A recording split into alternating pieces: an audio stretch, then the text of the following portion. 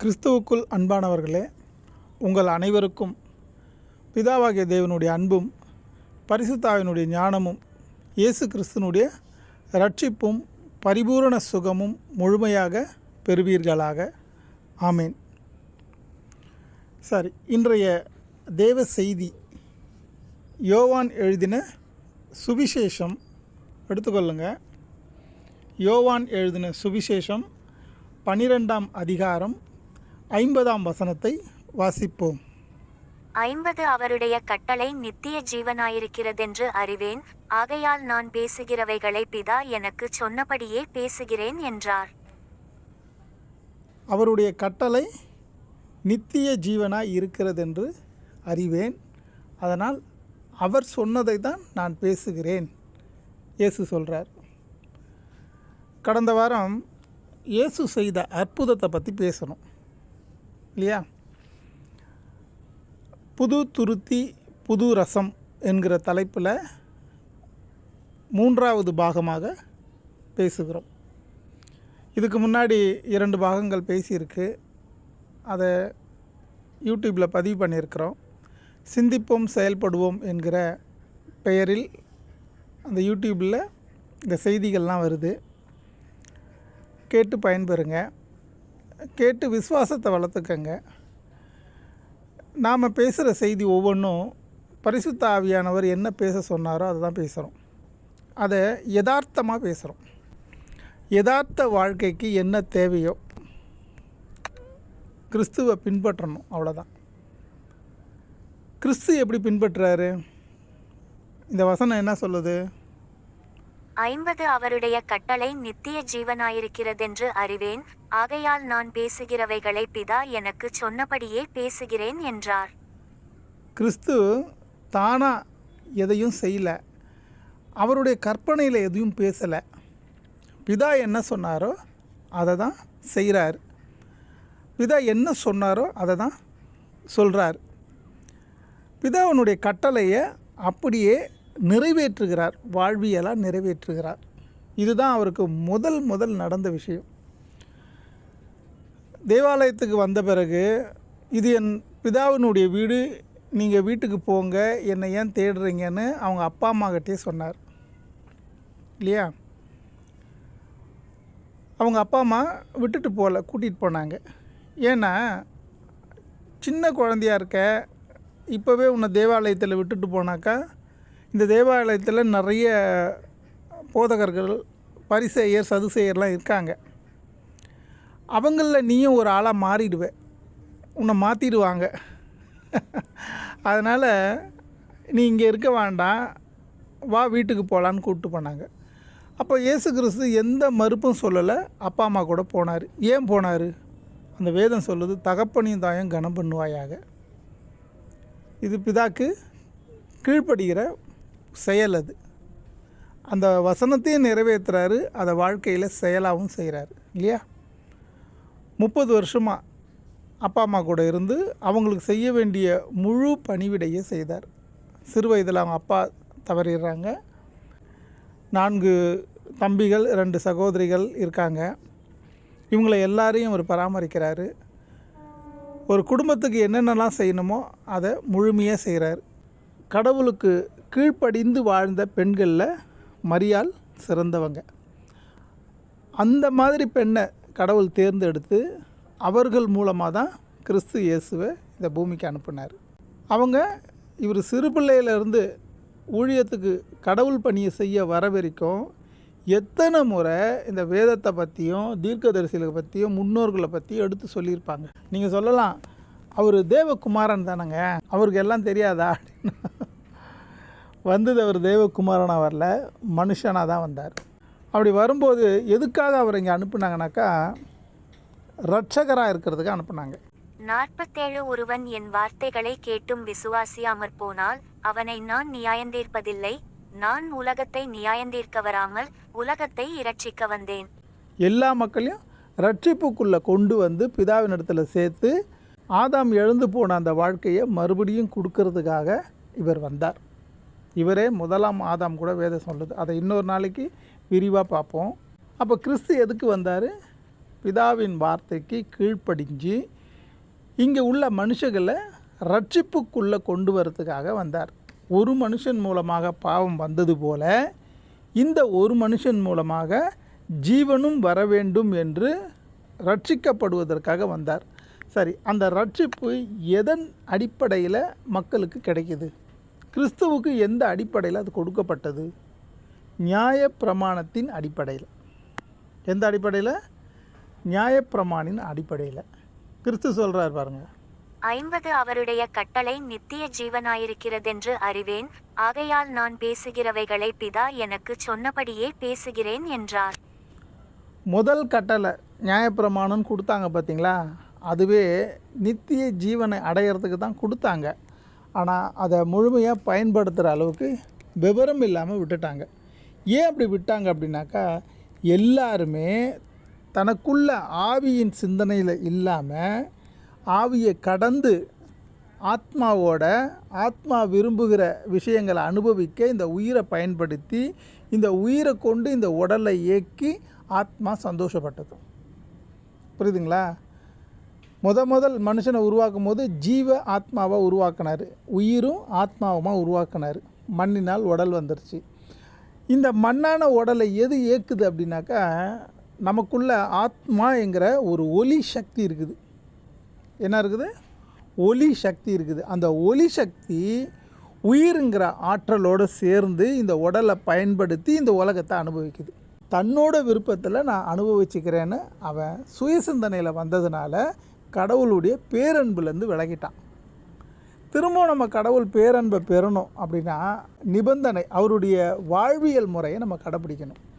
என்ன கடவுளுடைய வாழ்வு முறை? என்ன பெரிய பிரச்சனை? ஒன்று, அதை செய்யலை, அவன் விருப்பத்துக்கு வாழ்ந்துட்டான், இது ஒரு பெரிய தப்பா, அதனால் இவ்வளோ பெரிய தப்பாயிடுச்சு அப்படின்னா, கடவுள் உருவாக்குனது எல்லாவற்றையும் பார்த்து நன்றாக இருக்கிறதுன்னு அவரே சந்தோஷப்பட்டார்.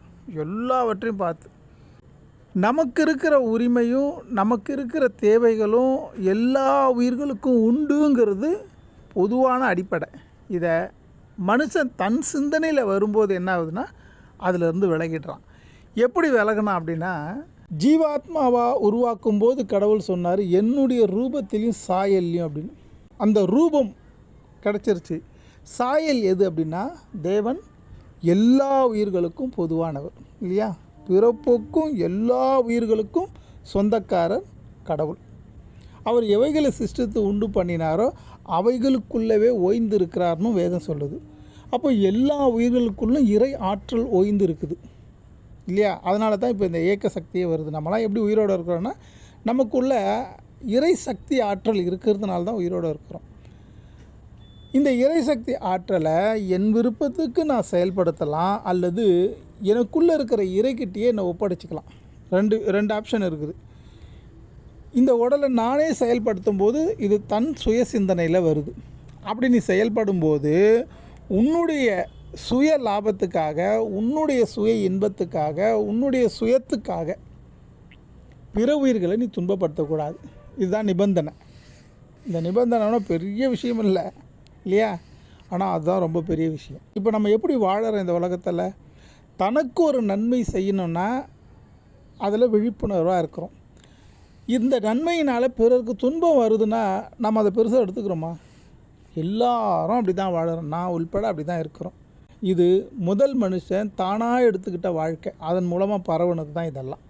இப்படிப்பட்ட சிந்தனை நமக்கு உண்டானதே இல்லை. இது முதல் மனுஷன் அப்படி துவக்கி வச்சதுனால நம்ம அப்படி வாழ்ந்துட்டுருக்குறோம். இதனால் என்ன ஆயிடுச்சுனாக்கா, இந்த உலகத்தை பாருங்கள். இது நல்லா இருக்குதுனாக்கா பரவாயில்லை, இது நல்லா இருக்குதா இந்த உலகம்? ஒரு மனுஷன் நல்லா வாழ்கிறதுக்கு 1000 மனுஷனுடைய உழைப்பை திருடுறாங்க இல்லையா? முதல் மனுஷன்லேருந்து இன்ன மனுஷன் வரைக்கும் இந்த மாதிரியான செயல்கள் இருக்குது. உண்மை தானே? அப்போது ஒரு தனி மனுஷன் நல்லா இருக்கணுன்றது தான் பாடுபடுறானே தவிர, தன்னை போல் எல்லா உயிர்களும் நல்லா இருக்கணுன்ற விருப்பமே இல்லை. அப்படி விரும்பலை. அப்படியான விரும்புறதுக்கான சிந்தனை வரல. கிறிஸ்து இயேசு என்ன சொல்கிறாருன்னா, நான் உங்களை ரட்சிப்புக்குள்ளே கொண்டு வரணும் அப்படின்னா உங்களுடைய சுய சிந்தனை மரணமாகணும், அது சாகணும். தேவனுடைய கட்டளை உங்களுக்குள்ள நிறைவேறணும். அப்போ தான் ஜீவ வாழ்க்கை கிடைக்கும். 50வது வசனம். 50 அவருடைய கட்டளை நித்திய ஜீவனாயிருக்கிறதென்று. அவருடைய கட்டளை என்னவா இருக்குது? நித்திய ஜீவனாக இருக்குது. நம்முடைய விருப்பம் என்னவா இருக்குது? வியாதி, முதுமை, மரணம் இல்லையா? இந்த வியாதி, முதுமை, மரணம் இது வரத்துக்குள்ளே இந்த வாழ்க்கையில் இந்த உடம்பை காப்பாற்றுறதுக்கு எவ்வளோ கஷ்டப்பட்டுறோம். நாமளே பிறந்ததுலேருந்து எந்திரிச்சு நடக்கிறதுக்கே ஒரு 5 வருஷம் போயிடுது இல்லையா? நல்லா பேசுகிறதுக்கு ஒரு 10 வருஷம் போயிடுது இல்லையா? அதுலேருந்து நம்ம வாழ்க்கையை சீரமைச்சிக்கிறதுக்காக கல்வி, வேலைவாய்ப்பு, அதுக்கப்புறம் திருமணம், வாழ்க்கை, நல்ல ஒரு சௌரியமான வாழ்க்கை, இதை நடத்துறதுக்கு மிஞ்சி போனால் ஒரு 60 வருஷங்க. அரசாங்கமே 58 வயசில் ரிட்டையர்ட் பண்ணிடுதுங்க இப்போது.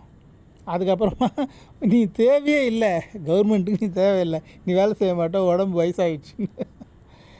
அதுக்கப்புறம் வீட்டில் பார்த்தா இந்த முதியோர்களுக்கு மரியாதையே இல்லை. ரிட்டையர்ட் ஆகிட்டாக மரியாதை கிடையாது இல்லையா? அவர் எதுக்கு யூஸ் ஆகுவார்னாக்கா, வீட்டில் அத்தியாவசிய பொருள் காலையில் பால் வாங்கவும் பேப்பர் வாங்கவும் தான் யூஸ் ஆகுவார். பிள்ளைங்களை ஸ்கூல் கூப்பிட்டு போவோம், ரேஷன் கடைக்கு போவோம், இதுக்கு தான் யூஸ் ஆகிறார் இல்லையா? நிறைய பேர் வீட்டில் பார்த்துருக்குறேன் நான். கொஞ்சம் வறுமையான குடும்பமாக திரும்பவும் அவர் ஏதாச்சும் ஒரு வேலைக்கு போய் மரணக்காலம் வரைக்கும் தன்னை காப்பாற்றிக்க வேலை தான் செய்கிறாங்க. முதல்ல நல்லா பெரிய ஆஃபீஸராக கூட இருந்திருக்கலாம். ரிட்டையர்ட் ஆன பிறகு ஒரு கம்பெனியில் செக்யூரிட்டியெல்லாம் வேலை செய்கிறாங்க. எப்படி இந்த உடம்பை காப்பாற்றிக்கிறதுன்னு தெரியல இல்லையா? அப்போ இதுதான் கடைசி வரைக்கும் அப்படின்னு வாழ்ந்துடுறாங்க. இது மட்டும் இல்லை, இதுக்குள்ளே நிறைய பிரச்சனை இந்த உடம்புல வந்துடுது. அது நோயாக வந்துடுது. அதை காப்பாற்றுறதுக்கு பெரிய கஷ்டமாக இருக்குது. பெரிய நோயாக வந்துச்சுன்னு வச்சுங்களேன், இவர் சம்பாதிச்சதெல்லாம் இதில் போட வேண்டியதாகிடுது. குடும்பத்துக்கே செலவாயிடுச்சுன்னு வச்சுங்களேன், இந்த நோயை குணப்படுறதுக்கு பணம் இல்லைன்னு வச்சுங்களேன், அப்படியே கைவிடப்படுறாங்க. இதான மனுஷ வாழ்க்கையாக இருக்குது. இதில் சுகமாக வாழ முடியுதா? இல்லை இல்லையா? இது ஒரு அடிமை சங்கிலிக்குள்ளே நம்ம வாழறோம்.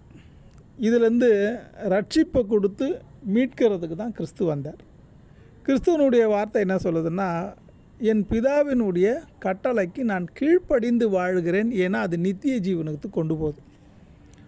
எல்லாத்துக்கும் ஒரு காரணம் இருக்குல்ல, ஏன் அப்படி வரணும்னு. இப்போ நம்ம ஏன் கிறிஸ்துவுக்குள்ளே வரணும் அப்படின்னு ஒரு காரணம் இருக்கும் இல்லையா? அது என்ன காரணம்னாக்கா, இம்மைக்கு மாத்திரமல்ல மறுமைக்கும். வெறும் மறுமைக்கு மட்டுமல்ல, இம்மையிலையும். இம்மையில் நம்ம சரியாக வாழ்ந்தால் தான் அது மறுமைக்கு கொண்டு போகும். நிறைய பேர் என்ன நினச்சிக்கிறோம்னா, கிறிஸ்துவுக்குள்ளே வந்து நான் ரட்சிக்கப்பட்டுட்டு கிறிஸ்துவனுடைய ரத்தத்தினாலேயும் நான் பாவம் கழுவப்பட்டு அவர் உடம்பை சாப்பிட்டேனாக்கா இதிலேருந்து ஜீவ புஸ்தகத்தில் என் பேர் எழுதிடுவாங்க, நான் மரணம் அடைஞ்சு நேராக பரலோகத்துக்கு போயிடுவேன் அப்படின்னு. ஒரு காலம் கிடையாது. ஒரு காலம் அப்படி கிடையவே கிடையாது. இது அப்படிப்பட்டது இல்லை ராஜா, அது அப்படிப்பட்டது இல்லை. வேதத்தை வந்து சரியாக நீங்கள் புரிஞ்சிக்காதனால, உள்வாங்காதனால நிறைய பேர், எனக்கு தெரிஞ்சு ஒரு 60% பேர் பைபிள் படிக்கிறது கிடையாது. போதனைகள் என்னென்ன யார் யார் எங்கெங்கே சொல்கிறாங்களோ அவங்கவுங்க அனுபவ போதனையாக இருக்குது, அது அப்படியே அதுதான் நம்பிடுறாங்க. அதனால் இந்த வேதம் முழுக்க சில பேருக்கு புரியாதனால இது ஒரு தவறான மத புத்தகமாக போயிடுது. பாருங்கள், இந்த மதம் வளர்க்குறதுக்காக சண்டைலாம் போட்டுக்கிறாங்க. என் மதத்தை நீ எப்படி குற்றம் சொல்லலாம், என் மதத்தை நீ எப்படி குறை சொல்லலாம். வேதம் சொல்லுது, என் நாமத்தை வீதிகளை வழங்காத இரு அப்படின்லாம் சொல்லியிருக்குது. ஆனால் பிரச்சனை இந்த மார்க்கத்தின் மூலமாகவே பிரச்சனை வருது. அப்போ இதை பற்றி என்னன்னு புரியல. இது வெறும் சடங்கோ இல்லை ஒரு மதம் வளர்க்குறதோ பிரச்சாரத்தினாலே கிடையாது, பேச்சினால கிடையாது, செயலினாலே இருக்கணும். கிறிஸ்துவுக்குள்ளே வந்துட்டால் பேச்செலாம் கிடையாது, செயல் தான். செயல் மூலமாக இந்த பிரமாணத்தை நிறைவேற்றணும். அப்படி வாழும்போது உலகத்தாரை விட்டு நீங்கள் தனித்து தான் வாழ்வீங்க. உலகத்தார் மாதிரி வாழ முடியாது. இந்த உலகம் போகிற போக்கு வேறு. ஆனால் கிறிஸ்து சொல்லி கொடுக்குற வாழ்க்கையின்படி வாழ்ந்தீங்கன்னா அதனுடைய போக்கு வேறு. அதுதான் நியாயப்பிரமாணம். கிறிஸ்து சொல்கிறார், நான் அதை அபமாக்க வரவில்லை, அதை முழுமையாக நிறைவேற்றவே வந்தேன் என்கிறார் இல்லையா? அப்போ அந்த பிரமாணத்தை நிறைவேற்றினா என்னங்க நடக்கும் அப்படின்னா, அது நமக்கு நித்திய ஜீவனை கொடுக்கும். எப்படி கொடுக்கும்? எல்லோரும் தான் செத்து போகிறாங்களான்னா, ஆமாம், அப்போ யாருமே அந்த பிரமாணத்தை நிறைவேற்றலைன்னு அர்த்தம். இப்போ வெளியரங்கமாக தெரியுறது என்னென்னா, எல்லாரும் மரணமாகறாங்க, அதுதான் வெளியரங்கமாக தெரியுது. ஆனால் இதில் அந்தரங்கமாக ஒரு சில விஷயங்கள்லாம் இருக்குது. கிறிஸ்துவே நிறைய பேரை சுகமளித்தார். வேதத்தில் படித்து பார்த்திங்கனாக்கா நிறைய பேரை அவர் தொட்டு தடவி பேசி சுகமாக்கியிருக்கிறார். இவருடைய ஸ்பரிசம் பட்ட அத்தனை பேருமே கிறிஸ்துவை போல, அவருடைய உபதேசத்தின் போல கட்டளையை பின்பற்றி வாழ்ந்துருக்கிறாங்க. கண்டிப்பாக வாழ்ந்துருக்கிறாங்க. ஏன்னா அவர் ஸ்பரிசம் பட்ட பிறகு அவங்க எல்லாமே மாற்றம் ஏற்பட்டிருக்கும் இல்லையா, அறிவில், உடம்பில், உயிரில், எல்லாத்துலேயும். உண்மையிலே அவங்களையெல்லாம் கிறிஸ்து அவரோட கூட அழைச்சிட்டு இருப்பார். இந்த ஜென்மத்திலே அவர் வாழ்ந்த காலத்திலே கூப்பிட்டு இருப்பார். ஏன்னா சிலுவையில் கிறிஸ்துவோட கூட 2 பேர் அடைக்கப்பட்டாங்க. அதில் ஒரு மனுஷன் சொன்னான், நீ உண்மையிலே தேவகுமாரனாக இருந்தால் முதல்ல உன்னை காப்பாற்றிக்கிட்டு என்னையும் காப்பாற்று அப்படின்னா. சூப்பராக எல்லாம் பேசுறது. ஆமாம், அவன் சொன்னதில் என்ன தப்பு இருக்குது? நீ உண்மையிலே தேவகுமாரனாக இருந்தால் முதல்ல உன்னை காப்பாற்றிக்கோ, அப்புறமா என்னை காப்பாற்றுக்கணும். அது எவ்வளோ உண்மையை மாதிரி தெரியல, அது அதான் உலகம். இன்னொரு மனுஷன் சொன்னான், நீங்கள் உண்மையிலே தேவகுமாரனை நம்புகிறேன், உங்களுடைய ராஜ்யத்தில் என்னையும் சேர்த்துக்கங்களேன் அப்படி. அப்போ கிறிஸ்து சொன்னார், என்னுடைய ராஜ்யத்தில் நீ இருப்ப அப்படின்னாரு. சொன்னாரா இல்லையா? அப்போது அவர் இருக்கிற காலத்துலேயே அவங்க கிறிஸ்துவோட ராஜ்யத்தில் போயிருக்காங்க. இவர் மட்டும் இல்லைங்க, சகைன்னு ஒரு மனுஷன் அவங்ககிட்ட சொன்னார், இன்றைக்கி இந்த வீட்டுக்கு ரட்சிப்பு உண்டாயிடுச்சுன்னாரு. அந்த வீடுனா கட்டின வீடு இல்லை, அந்த உடம்பை பார்த்து சொன்னார், சகையே நீ ரட்சிக்கப்பட்ட அப்படின்னாரு. இதுபோல் கிறிஸ்து யாரெல்லாம் தொட்டாரோ, யாரெல்லாம் பேசினாரோ அவங்க எல்லாமே கிறிஸ்துவோட போய் சேர்ந்தாச்சு. ஏன்னா அவங்களுடைய விசுவாசத்தினுடைய செயல்களெல்லாம் பாருங்கள், ரொம்ப ரொம்ப ரொம்ப வித்தியாசமாக இருக்கும். சகைன்னு ஒரு மனுஷனை பார்த்தோம் இல்லையா, ஒரு கடந்த 2 வாரத்துக்கு முன்னாடி கூட அவரை பற்றி பேசணும். அவர் என்ன பண்ணார், ஆயர்காரராக இருந்தார், வரி வசூலுக்காக இருந்தார். அதிகபட்சமாக வரி வசூலித்து பெரிய பணக்காரன் ஆகிட்டார். ஆனால் அது தப்புன்னு அவருக்கு ஒரு குற்ற உணர்வு வந்துருச்சு. எப்படியாச்சும் நம்ம இதிலேருந்து வெளியே வந்துடணும், இந்த தப்புக்கு பிராயச்சித்தம் தேடிக்கணுன்ட்டு எங்கே போய் இந்த பாவத்தை தொலைக்கிறதுன்னு தேடினார். இதுக்குன்னே ஒரு மனுஷன் வராறாங்க, ஊரில் இருக்கிறவங்க பாவத்தெல்லாம் அவர் வாங்கிக்கிறாரு. அவன் பார்த்தான், அடட்டா இதுதான் சரியான இடம்னு போய் அவரை சந்திக்க போனான். ஆனால் பார்க்க முடியல, ஏன்னா கூட்ட நெரிசல் நிறைய. கிறிஸ்து வராருனோடனே ஊரே ஒன்று கூடிடுச்சு. எப்போ இவன் கிறிஸ்துவை பார்த்து தான் மனம் திரும்பினு நினச்ச உடனே ஒரு மரத்து மேலே ஏறிக்கினான், காட்டு அத்தி மரத்து மேலே ஏறிக்கினான். கிறிஸ்துவோட உயரத்தில் போயிட்டான். கிறிஸ்துவ மூலமாக மனம் திரும்பணும்னு நினச்சிங்கன்னா கிறிஸ்து தண்ணியிலும் மேலே வச்சு பார்க்குறாரு. மரத்து மேலே இருந்தான். கிறிஸ்து அண்ணாந்து பார்த்து, சகையை கீழே இறங்கி இன்றைக்கி உங்கள் வீட்டில் தான் விருந்துனார். ஆனால் அவன் என்ன பண்ணான் தெரியுங்களா, இந்த குற்ற உணர்வு அவனுக்கு ரொம்ப ரொம்ப பாதிப்பு ஏற்பட்டுருச்சு. ஏன்னா அந்த ஊர் ஜனமே சொல்லுது, ஆயர்காரையும் பொல்லாதவன் ஊர் ஜனத்தை ஏமாற்றி வரி வசூலாம், இவன் வீட்டில் போய் கிறிஸ்து போகிறாரே அப்படிலாம் சொல்லவுடனே அவனுக்கு ரொம்ப வருத்தமாயிடுச்சு. உடனே என்ன பண்ணான், கிறிஸ்துவை கொஞ்சம் நில்லுங்க, என் வீட்டுக்கு வரதுக்கு முன்னாடி வாசல்லையே நில்லுங்க, நான் இந்த மக்கள்கிட்ட எவ்வளோ பணம் நான் அதிகபட்சமாக வாங்கியிருந்தேனோ அதை 4 எத்தனையோ திருப்பி கொடுத்துட்றேன் நான் பாருங்கள். கிறிஸ்து சொன்னார், உடனே சொன்னார், இவனுக்கு ரட்சிப்பு வந்துருச்சுடா அப்படி. ஏன்னா தான் பண்ண குற்றத்துக்கு பிராயச்சித்தம் தேடும்போது நான் திருப்பி கொடுத்துட்றேன்னு மட்டும் சொல்லலை, அதை 4 எத்தனையாக கொடுத்துட்றேன் நான் பார்த்தீங்களா. அப்போவே சொன்னார், இவனுக்கு பொருள் மேலே விருப்பம் இல்லை, கடவுள் மேலே தான் விருப்பம். தேவனுக்கும் உலகப் பொருளுக்கும் ஊழியம் செய்ய ஒருத்தனாலே முடியாது. உலகப் பொருளுக்கு ஊழியம் செய்கிறவன் தேவனை அசட்டை பண்ணுவான், தேவனுக்கு ஊழியம் செய்கிறவன் உலகப் பொருளை அசட்டை பண்ணுவான். இவன் உலகப் பொருளை அசட்டை பண்ணால் அங்கே தேவனை ஏற்றுக்கிட்டான். கிறிஸ்து சொன்னார், இவனுக்கு ரட்சிப்பு வந்துச்சுடா, இல்லை நீயும் ஆபிரகாமுக்கு ஒரு குமாரன் தாண்டா அப்படின்னு. இவங்க எல்லாம் வாழும் காலத்திலேயே பரலோக ராஜ்யத்துக்கு போயிருப்பாங்க. அப்போ புரியுதுங்களா இது விஷயம் எப்படி வருதுன்னு பாருங்கள். அதே மாதிரி இன்னொரு காட்சி நடந்தது. ஒரு பையன் பெரிய வியாபாரி, அவன் இயேசுவை பார்க்க வரான். இயேசுவை, உங்களை பற்றி நான் கேள்விப்பட்டிருக்கிறேன், பரலோக ராஜ்யத்துக்கு போனால் நான் என்ன பண்ணணும் அதை சொல்லுங்க அப்படி. ஏன்னா பிஸ்னஸ் பண்ணுறான் இல்லையா, இதுவும் ஏதாவது ஒரு பிஸ்னஸாக இருக்கும், நம்ம 4 வாங்கிக்கலாம், விற்பனைக்கும் வச்சுக்கலாம் அப்படின்னு. கிறிஸ்து சொன்னார், உங்களுக்கு தான் மோசையின் மூலமாக கொடுக்கப்பட்ட நியாயப்பிரமாணம்னு ஒன்று இருக்குது. எதை எங்கே கொண்டு வராரு பார்த்தீங்களா. நான் தான் அதிகமாக நியாயப்பிரமாணத்தை பற்றி பேசுகிறேன்னு என்னாதீங்க, இந்த வேதம் போகிற போக்கே அதில் தான் போகுது. இந்த பிரமாணத்தை கை கொள்ளாத வரைக்கும் யாரும் பரலோக ராஜ்யத்துக்கு போகவே முடியாது. கிறிஸ்து சொல்கிறார், உங்களுக்கு தான் மோசேன்னு ஒருத்தர் இருந்தார், அவர் ஒரு நியாயப்பிரமாணம்னு கொடுத்துருப்பாரு, அதுபடி நீ வாழு, நீ போயிடலாம் அப்படின்னார். உண்மையில் கிறிஸ்துவும் அதுக்கு தான் வந்தார். ரெண்டும் உண்மை தானே. இவரும் வந்ததும் நியாயப்பிரமாணத்தை நிறைவேற்ற தான், நல்லவனாக வாழ்கிறதுக்கு தான் வந்தார். இங்கே இருக்கிறவங்களே நல்லவனாக வாழணுன்ட்டு தான் அந்த பிரமாணமும் கொடுக்கப்பட்டது.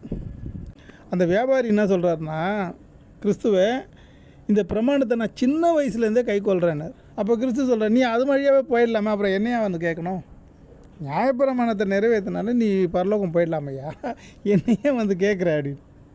அப்புறம் கிறிஸ்து சொன்னார், அவன் மேலே மனதுரைக்கி சொல்கிறாராம், உன்கிட்ட ஒரு சின்ன குறை இருக்குது அப்படின்னு. என்ன அப்படின்னு, நீ இப்போ சேர்த்து வச்சுக்கிற எல்லா பணமும் இதையெல்லாம் விற்று தருதருக்கு கொடுத்துரு, இந்த சிலுவைன்ற நல்லொழுக்கத்தை எடுத்து நீ என் பின்னாடி வா, நம்ம போயிடலாம் அப்படின்னாரு. பாருங்கள், அவ்வளோ பணத்தையும் விற்று கொடுத்துட்டா பரலோகம் போயிட முடியுமானா போக முடியாது. ஆனால் உண்மையிலே அப்படி கொடுத்துட்டு இருந்தானா போயிருக்கலாம். பரலோகம் போகிறதா இருந்தால் கிறிஸ்துவோட போய்ட்றாங்கன்னு வச்சுங்களேன், இவன் சேர்த்து வச்ச பொருள் இங்கே என்னத்துக்கு? அங்கே இந்த பொருளெல்லாம் செல்லாது. அந்த உலகத்தில் இந்த காசு செல்லாது இல்லையா? இந்தியாவில் இருக்கிற காசு அமெரிக்காவில் செல்லாது. அதுமாதிரி தானே. அப்போ இங்கே இருக்கிற பணம் அங்கே செல்லாதில்ல. போகிற காலத்துக்கும் நீ நல்லவனாக மாறிட. அங்கே இந்த உலகம் வேணாம், அந்த உலகத்துக்கு போகணுன்னு முடிவு பண்ணிட்டீங்களே. அப்போது இந்த உலகத்தில் நீங்கள் என்ன தப்பு பண்ணிங்களா சரி பண்ணால் தானே அங்கே போக முடியும். எங்கே அதிகமாக வசூல் பண்ணி அங்கே திருப்பி கொடுத்துரு. இதை சகையை செஞ்சார். சகையும் இதை தான் செஞ்சார். இந்த வாலிப பையன் அதை பண்ணலை. ஏன்? அவன் அந்த பொருள் மீது தான் பற்றா இருந்தான், கடவுள் மீது பற்றா இல்லை. உலக பொருளுக்கும் தேவனுக்கும் ஊழியம் செய்ய ஒருத்தராலையும் முடியாது. இவன் யாருக்கு ஊழியம் செய்கிறான்? உலக பொருளுக்கு ஊழியம் செய்கிறான். கிறிஸ்து சொல்கிறாரு, இதோட ஒரு நல்வாய்ப்பு வருமாங்க.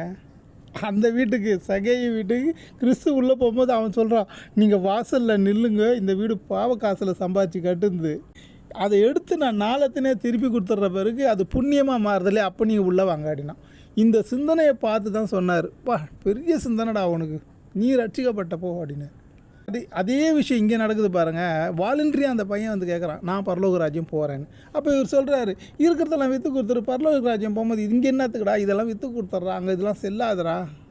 ஆனால் அந்த பையன் என்ன சொல்கிறான், இது ரொம்ப கடினமான விஷயமா இருக்குது, நான் இதெல்லாம் சம்பாதிக்க ரொம்ப ரொம்ப கஷ்டப்பட்டேன், இதை வச்சு அனுபவிக்கிற காலத்தில் எல்லாத்தையும் விற்று கொடுத்துடுவான்றே, நான் எங்கேருந்து வர்றது? அவன் வியாபார சிந்தனையிலே போயிட்டான்.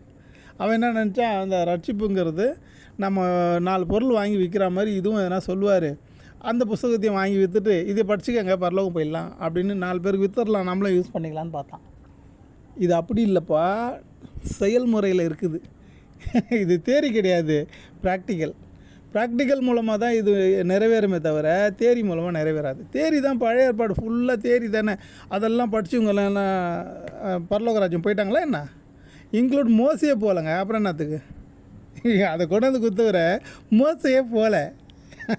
இங்கேயே அவர் மரணமானார், உடம்பு இங்கேயே கிடந்தது, அதை வந்து பிசாசு எனக்கு தான் சொந்தன்னு உரிமை கொண்டாடுறான் இல்லையா? யூதா புஸ்தகம் வச்சு பாருங்கள். அப்போ அவ்வளோ பிரச்சனை நடக்குது. எது சரியாக வரும்? தேரி படிச்சிட்டிங்களா, ப்ராக்டிக்கலுக்குள்ளே வாங்க.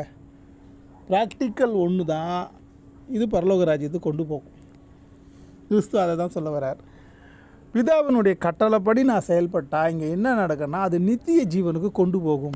கிறிஸ்துவை ஏற்றுக்கிட்ட பிறகு, ஞானஸ்தானம் பெற்ற பிறகு, திருவிருந்தை அனுசரிச்சிட்ட பிறகு நான் கிறிஸ்தவனாகவே வாழ்ந்துக்கிட்டால் போதும், கிறிஸ்தவனாக இருந்துக்கிட்டால் போதும், கிறிஸ்தவனாக அந்த பைபிள் படித்து வாழ்ந்துக்கிட்டால் போதும், ஆனால் இயல்பு வாழ்க்கையில் இந்த உலகியலோட தான் நான் சேர்ந்து இருப்பேன், அதே சிந்தனையில் தான் இருப்பேன்னா பல ஜென்மங்கள் வரும்.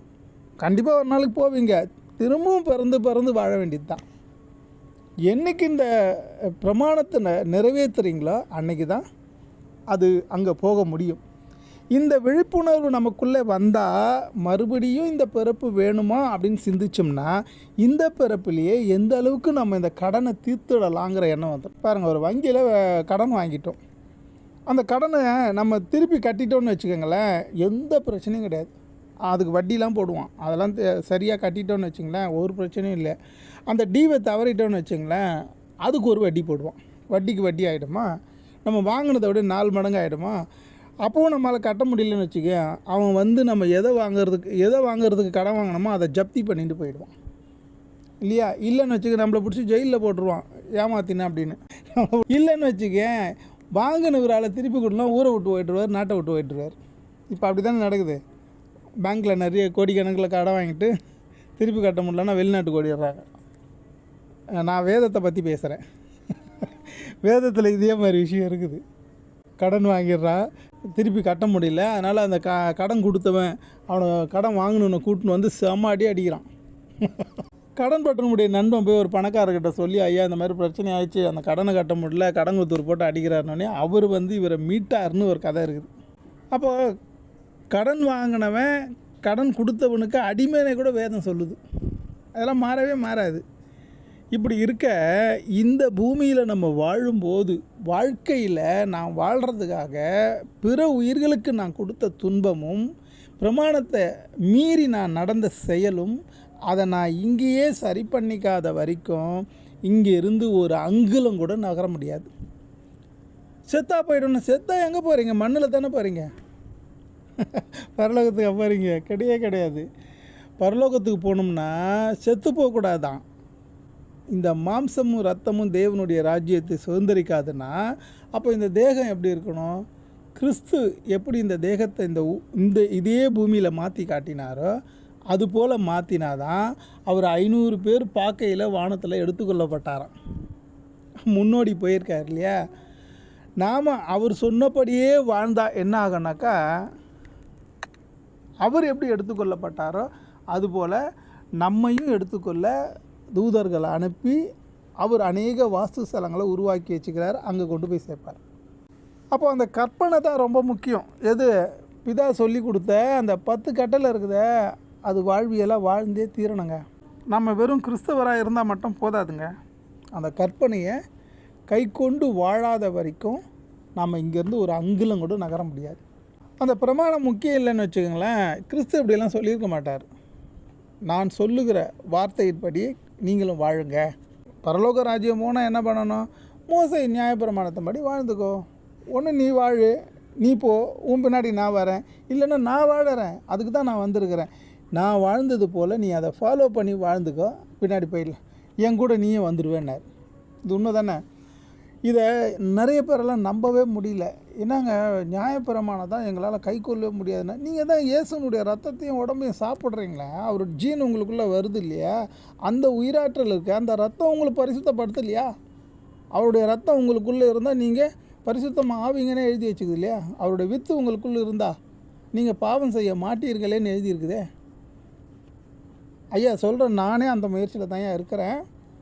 என் மனசாட்சிக்கு விரோதமாக நடக்கக்கூடாது, உலகியலுக்கு ஆசைப்பட்டு யாரையும் துன்பப்படுத்திடக்கூடாதுங்கிற விழிப்புணர்வில் இருக்கிறோம். பிரமாணத்தை எப்படியாச்சும் நிறைவேற்றணும். இந்த ஜன்மத்திலே நான் 10 பிரமாணத்தை நிறைவேற்றுருவேனான்னா கண்டிப்பாக முடியல. இப்போவே வயசாயிருச்சு இல்லையா? அதனால் என்னை கடவுள் கைவிட்டுருவாடான்னு விட மாட்டார். அப்படி கைவிடுறதா இருந்தால் கிறிஸ்து ஏன் வரப்போகிறார் இல்லையா? கிறிஸ்துவை அனுப்பினது எதுக்குன்னா, வாழ்வியல்னால் எப்படி வாழணும்னு சொல்லி கொடுக்க தான் அவர் வந்தார். இப்போ நான் உங்களுக்கு சொல்லுகிறேன்னு ஒரு வசனமும் சொல்கிறார். அவர் சொன்னதுபடியே வாழ்ந்தா மறுஜென்ம காலத்தில் நாம் அவரோட கூட இருப்போமா? மறுஜென்மன்னா எப்போ? மறுஜென்மன்னா என்ன? இந்த ஜென்மத்தில் அந்த பிரமாணத்தை நிறைவேற்ற முடியாத நாம் திரும்பவும் பிறப்போம். எப்போ இந்த பிரமாணம் நிறைவேற்றுறோமோ அன்னைக்கு கிறிஸ்துவோடு இருப்போம். இதை யூதர்கள் தவற விட்டாங்க. கிறிஸ்து சொல்கிறார், இதை யூதர்கள் தவற விட்டாங்க. ரட்சிப்பு அவர்கள் மூலமாக உங்ககிட்ட வருது. அவங்க என்ன பண்ணுறாங்க? இன்னைக்கு பிரமாணத்தை நிறைவேற்றுன்ற பேரில் அதை பற்றி கொஞ்சம் கூட விழிப்புணர்வு இல்லாமல் பிரமாணத்துக்கு எதிர்ப்பதமாக செயல்பட்டுறாங்களா? அதுக்கு தங்களை அந்த பாவத்திலேருந்து மீட்டுக்கிறதுக்கு பலிகளை கொடுத்து தங்களை மீட்டுக்கிறாங்க. இப்போ என்ன ஆகுதுனாக்கா, ஒரு பிரமாணத்தை கொலை செய்யாதிருப்பாயாக, ஆனால் இவங்க கொலை செஞ்சிடுறாங்க, யாரையாச்சும் அடிச்சிடுறாங்க, கொண்டுறாங்க, ஏதோ ஒன்று ஆகிடுது. இந்த பாவத்தை மீட்கிறதுக்கு, இந்த பாவத்திலேருந்து மீண்டு வர்றதுக்கு ஒரு பலியை கொடுத்து அந்த பாவத்திலேருந்து தான் மீள்றாங்க. இன்னும் அதை நிறைவேறலை. கொலை செய்யாமல் வாழ முடியல. தகப்பனையும் தாயம் கனம் பண்ணுவாயாக, அப்படி வார்த்தையால் சொல்கிறாங்களே தவிர அவங்கள கனம் பண்ணலைன்ட்டு கிறிஸ்துவ ஒரு இடத்துல சுட்டி காட்டுறாரு. ஒவ்வொரு பிரமாணமும் நடைமுறை வாழ்க்கையில் வரத்துக்கு முன்னாடி அதில் குற்றம் நடந்துடுது. அந்த குற்றத்திலேருந்து அவங்கள மீட்கிறதுக்கே அவங்க வாழ்நாள் சரியாயிடுது.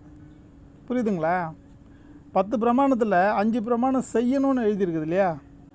உன் சகோதரனை மூடன் என்று சொல்லாதே அப்படின்னு எழுதியிருக்கு. ஆனால் இவங்க திட்டிடுறாங்க, சண்டை போட்டுறாங்க. அவங்க மட்டும் இல்லைங்க, இப்போ நம்ம கூட அப்படி தானே பண்ணிக்கிறோம் இல்லையா? கிறிஸ்தவத்தில் இருக்கிறவங்க உண்மையிலேயே அப்படியே அன்பாக நடந்துக்கிறாங்களா இல்லையா? நான் நிறைய பேரை பார்த்துக்கிறேன், கிறிஸ்தவராக இருந்துக்கின்னு அவங்க பேசுகிற பேச்செல்லாம் ரொம்ப மோசமாக இருக்கும். வேதம் சொல்லுது, ஒரே ஊற்றுக்கண்ணிலிருந்து தித்திப்பாவும் கசப்பான நீர் வரலாமா அப்படின்னு. அப்படி வரக்கூடாது இல்லையா? ஆனால் மீறி வருது இல்லையா? ஒன்றும் பிரச்சனை இல்லை, இதுக்கு ஒரு மறுஜென்மம் உண்டு. இது பாவம். இப்போ இதுலேருந்து மீட்கிறதுக்கு என்ன பண்ணுவீங்க? அவன் அன்றைக்கி பலி செலுத்தினான், இன்றைக்கி நீங்கள் என்ன இன்றைக்கி நம்ம என்ன பண்ணுறோம்? இந்த பாவத்துக்கு இந்த மாத திருவிருந்தில் டேலி பண்ணிடுறோம் இல்லையா? அப்போது பிரமாணம் நடைமுறையில் வரல, ஆனால் அந்த பிரமாணத்தை மீறி செஞ்ச குற்றத்துக்கு தான் பாவ நிவர்த்தி நடந்துனுக்குது. இது விளங்கிடுச்சுன்னா ரொம்ப பிரமாதமாகிடும் வாழ்க்கை. விளங்கலைன்னா பரவாயில்ல, திரும்ப திரும்ப கேளுங்க, விளங்கிடும். ஒருத்தரை சண்டை போடக்கூடாது, அடிக்கக்கூடாது, திட்டக்கூடாது இல்லையா? ஆனால் நடந்துடுதே, ஏதோ ஒரு சந்தர்ப்ப சூழ்நிலையில் சண்டை போட்டோம், அடிச்சிட்டோம், திட்டிட்டோம், ஏதோ நடந்துருச்சு. இப்போ இதனால் என்ன ஆகும்னாக்கா, இது ஒரு பாவம். அந்த பிரமாணத்தின்படி இது பாவம். அந்த பிரமாணத்தை மீறின பாவத்துக்காக பாவ நிவர்த்தியாக திருவிருந்து அனுசர இயேசு கிறிஸ்துவின் ரத்தம் சகல பாவத்தையும் சுத்திகரிக்கும். இந்த பாவத்துக்கு தான் நிவர்த்தி வாங்கிட்டு வந்தோமே தவிர, ஆனால் சண்டை போடாமல் அன்பாக வாழ்கிற அந்த ப்ராக்டிக்கல் இன்னும் வரல. உண்மையிலேயே அன்பாக வாழணுன்ற எண்ணம் வந்துடுச்சுன்னா அன்பு சகலவற்றையும் மன்னிக்கும்னு சொல்லுது இல்லையா? அந்த செயல் இன்னும் பூரணப்படவில்லை, அதான் உண்மை. இந்த செயல் இன்னும் பூரணப்படாததுனால நாம் உள்ளுக்குள்ளே பகைமையும் விரோதமும் வைராக்கியமும் அப்படியே அதை உரம் போட்டு தண்ணி ஊற்றி மரமாக வளர்த்துன்னு வரோம் இல்லையா? எல்லாருக்குள்ளேயும் இருக்குதுங்க. எனக்குள்ளேயே அந்த மாதிரி சின்ன சின்ன விஷயங்கள் இருக்க தான் செய்யுது. அப்படி அது எழும்பும் போதெல்லாம் நான் கிறிஸ்துவை கொண்டு அந்த வேரை வெட்டுறேன். ஆனாலும் அது உள்ளுக்குள்ளே ஆணி வேற எங்கன்னா போயிடுது, திரும்ப வருதா? என்னுடைய தோட்டக்காரன் இருக்கார்ல, அவரை கூப்பிட்டு வரேன், இதாவே இயேசுவே கொஞ்சம் கூட இருங்க. அவங்க அதை தோண்டி அதை வேரை எடுத்து என்னை அதுலேருந்து காப்பாற்றுறதுக்கு முயற்சி எடுக்கிறாங்க. ஆனால் என்னுடைய சுயம் இருக்குது பார்த்தீங்களா, அது முழுமையாக அவர்கிட்ட சரண்டர் ஆக மாட்டேது. நான் முழுமையாக என்றைக்கு சரண்டர் ஆகணும், என் முழு உள்ளத்தோடு முழு ஆத்மாவோட என்றைக்கு சரண்டர் ஆகணுமோ அன்னைக்கு இந்த தோட்டம் நல்ல மரக்கன்று நடப்படும். அது அன்பு மரக்கன்றாக இருக்கும். அதிலேருந்து 30, 60, 100 பழம் கொடுக்கும் இல்லையா?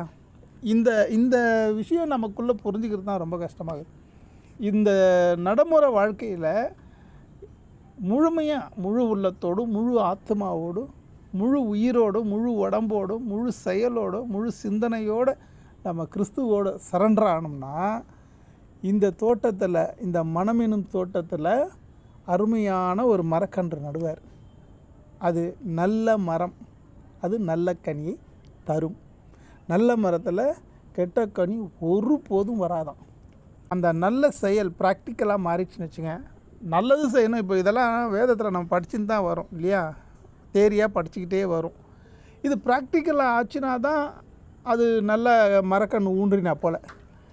அப்படி நல்ல மரக்கன்று ஊண்டிட்டா என்ன வரும்னா, அந்த செடியிலேருந்து ஒரு கொடி படருமா, அந்த கொடியிலேருந்து நல்ல கனிகள் வருமா. அந்த செடியே கிறிஸ்து தான் அந்த நல்ல செடியாக நமக்குள்ளே ஊன்றிடணும். அந்த செடி மேலே நம்ம படர்ந்துடணும்.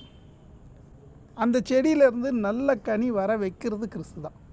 அவர் 30, 60, 100 பழம் தந்து அது பிதாவின் விருப்பத்துக்கு மாறிடும். அன்னைக்கு கெட்ட கனி சாப்பிட்டோம்ல, இன்றைக்கி நல்ல கனி. அந்த ரேஞ்சுக்கு வரணும். அது வர்றது தான் கஷ்டமாகுது. இந்த கிறிஸ்தவ பைபிளுங்கிறது இதுக்கு தாங்க. இது என்னவோ இது ஒரு மதம் சார்ந்தது, இந்த உலகத்துக்கும் நமக்கும் பயங்கர வேறுபாடு இருக்கணும், அவங்க வேறு நான் வேறு, அவங்க புறஜாதி நான் வேறு, அவங்க சாத்தானை கும்பிட்றாங்க நான் இதை கும்பிட்றேன், அப்படிலாம் ஒன்றும் இல்லை. வாழ்வியல் விஷயத்தில் நாம் 10 விதமான வாழ்வியல் முறை கொடுத்துக்கிறாங்க. அதுபடி வாழ்ந்துட்டா முதல் என்ன நடக்கும்னா, நம்முடைய ஆத்மாவில் ஒரு சுத்திகரிப்பு நடந்துருக்கும். உயிராற்றலில் ஒரு சுத்திகரிப்பு நடந்துடும். அதன் மூலமாக இந்த தேகத்தை கொண்டு என்ன தீமை செஞ்சோமோ அந்த பாவமெல்லாம் நன்மையாக மாறிக்கிட்டு வரும். நம்மை அறியாமலே நம் தேகம் நன்மையை நாடி ஓடி தேடும். நிறைய பேர் பாருங்கள், நிறைய புண்ணிய காரியங்கள்லாம் செய்வாங்க. அவங்க எந்த ஜென்மத்தில் என்ன பண்ணாங்களோ அதெல்லாம் தெரியாது. ஆனால் இப்போ பார்க்குறவங்க நிறைய பொருளாதாரத்தையும் உடல் உழைப்பையும் நல்ல செய்திகளும் நல்ல செயல்களும் செய்கிறாங்க இல்லையா? அரசு ஊழியராக இருந்து நல்ல பணிகளெல்லாம் செய்வாங்க. சில அரசியல்வாதிகளாம் கூட நல்லது செஞ்சுருக்காங்க. நம்ம ஐயா காமராஜர் போல், கக்கன் போல், இவங்கெல்லாம் ரொம்ப நல்ல விஷயங்கள்லாம் செஞ்சுருக்காங்க இல்லையா? இவங்கெல்லாம் பிரமாணத்தை நிறைவேற்றுற வேலையை செயலில் கொண்டு வந்துட்டாங்க. பேரில் இல்லை, செயலில் கொண்டு வந்துட்டாங்க. அதனால் அவங்கள ஊரே பாராட்டுறது. நல்லவங்களுடைய செயல் எல்லாரும் தெரிய வந்துடும். அது ஒருபோதும் மறைந்து இருக்காது. வெளியரங்கம் ஆகாத மறைப்பொருளே கிடையாது. நல்லது செஞ்சால் அது வெளியே கொண்டு வர வேண்டியது இறைவனுடைய பொறுப்பு. அப்போ அந்த ப்ராக்டிக்கலில் வரும்போது என்ன ஆகுதுனாக்கா, பிரமாணம் நிறைவேற்றப்படுது இல்லையா? அந்த நிறைவேற்றுதலுக்கு தகுந்த வாழ்வு முறை தான் வரும். முதல் பிரமாணம், உன் தேவனாகிய கர்த்தரை தவிர வேறு எந்த வழிபாடும் பண்ணாது. இது என்ன பொருள்? இது அடுத்த வசனத்தை படிங்க. உன் தகப்பனின் தாயம் கனம் பண்ணுவாயாக. தகப்பனின் தாயம் கனம் பண்ணுறீங்க அப்படின்னா இது எங்கே போய் கற்றுக்கிட்டீங்க? இதை கிறிஸ்து இப்படி சொல்லி கொடுத்தாருன்னா இதுதான் ஆராதனையும் மகிமையும். அவரை மகிமைப்படுத்தி தான் ஆராதனை பண்ணுறது இதுதான். அடுத்தவருடைய பொருள் மீது இச்சை கொள்ளாதே. இச்சை கொள்ளும் வாய்ப்பு வரும்போது அதிலிருந்து தவிர்த்து வாழறோன்னு வச்சுங்களேன், அதுவே கடவுளுக்கு நீங்கள் செய்கிற பெரும் ஆராதனை. அதுதான் பாட்டு பாடுறது சுவிசேஷம் சொல்கிறது மட்டும் இல்லை, செயலில் இது போல் இருக்கணும். உங்களை நேசிக்கிறது போல் பிறரையும் நேசிங்க. இது செயலில் வரணும். தேரியிலலாம் இருந்து பிரயோஜனம் கிடையாது. செயலில் வந்துடுச்சுன்னா இது போல் 1 2 இப்படி செய்யும் போதே அவங்களுக்கு வாழ்நாள் முடிஞ்சு இறந்துடுறாங்கன்னு வச்சுங்களேன். இந்த நற்காரியத்தின் மித்தமாக அவங்க மறுபடியும் பிறப்பாங்க. நல்ல பொருளாதாரம் உள்ள வீட்டில் பிறப்பாங்க. ஆரோக்கியமான உடல் இருக்கும். நல்ல புண்ணிய காரியங்கள்லாம் செய்கிறதுக்கான மனசும் பொருளும் கடவுளே கொடுப்பாரு. கண்ணதாசன் ஒரு பாட்டு பாடினார்ல, மனம் இருக்கும் மனிதரிடம் பொருள் இருப்பதில்லை, பொருள் இருக்கும் மனிதரிடம் மனம் இருப்பதில்லை. ஆனால் கடவுளுடைய பிரமாணத்தை நான் நிறைவேற்ற போகிறேன்னா அது நித்திய ஜீவன் வாழ்க்கையை நோக்கிய பயணம் இல்லையா? அதில் வாழ்நாள் முழுக்க ஒரு பிரமாணத்தையாச்சும் நம்ம கடைப்பிடிச்சி வாழறோம்னா மறுஜென்மத்தில் நல்ல வாழ்க்கை கொடுத்து அடுத்த பிரமாணத்தை நிறைவேற்ற கடவுளே நம்ம கூட துணை இருக்கிறார். கிறிஸ்து அதை தான் சொன்னார். வருத்தப்பட்டு பாரம் சுமப்பவர்களே எல்லாரும் என்னிடத்துல வாருங்க, உங்களுடைய பாரத்தெல்லாம் எம்மேலே போடுங்க, நான் கொடுக்குற உபதேசத்தை நீங்கள் ஏற்றுக்கங்க. இது புது ரசம், நீங்கள் புது துருத்தி. ஏற்கனவே இருந்த பழைய துருத்தியில் பழைய ரசம் இருக்குதே, அது வேஸ்ட்டு. அது கண்ணுக்கு கண்ணு பல்லுக்கு பல்லு திருப்பி செய்கிறதுலே இருந்தது. ஆனால் இது அப்படி இல்லை.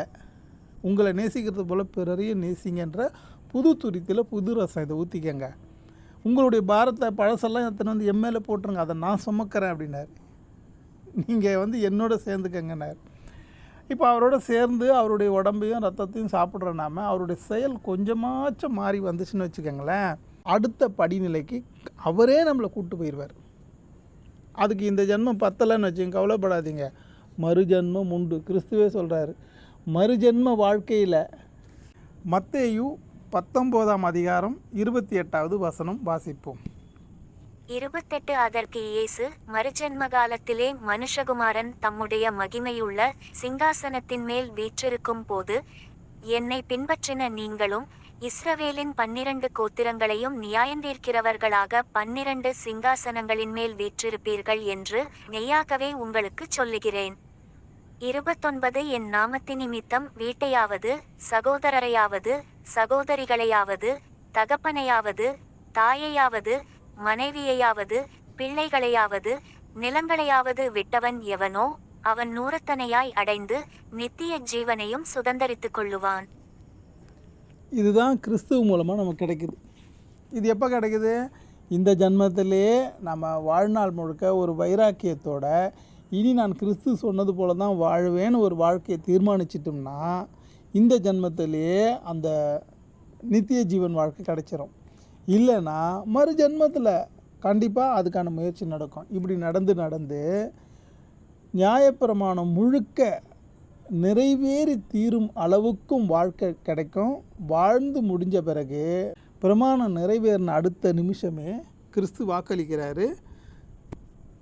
28 அதற்கு இயேசு, மறுஜென்ம காலத்திலே மனுஷகுமாரன் தம்முடைய மகிமையுள்ள சிங்காசனத்தின் மேல் வீற்றிருக்கும் போது என்னை பின்பற்றின நீங்களும் இஸ்ரவேலின் 12 கோத்திரங்களையும் நியாயந்தீர்க்கிறவர்களாக 12 சிங்காசனங்களின் மேல் வீற்றிருப்பீர்கள் என்று மெய்யாகவே உங்களுக்கு சொல்லுகிறேன். ப்ராமிஸ் பண்ணியிருக்கார், மெய்யாகவே உங்களுக்கு இந்த 12 கோத்திரத்தையும் நியாயந்தீர்க்கிறவங்களா நீங்கள் இருப்பீங்க அப்படின்ன உடனே அப்போ யூதர்கள் இதை நழுவ விட்டுட்டாங்க. இந்த விசுவாசத்தின்படி அவங்க வாழாமல் அவங்க எப்படி வாழ்கிறாங்கனாக்கா தவறுகளை தாராளமாக செஞ்சிடுறாங்க. அதுலேருந்து நிவர்த்தி பண்ணுறதுக்காக பலி வழிபாடு பண்ணுறாங்க இல்லையா? இப்போ அவங்க ஒருபோதும் அதுலேருந்து வெளியே வர முடியாதுங்கிறார். வரவே முடியாது. எப்போ வர முடியும்னாக்கா பலி செலுத்துவதை காட்டிலும் கீழ்ப்படிவதே மேலானது என்கிற விசுவாச நம்பிக்கை வரும்பொழுது வரும். அதுவும் ஒரு காலம் வரும். அப்போது அவங்க வருவாங்க.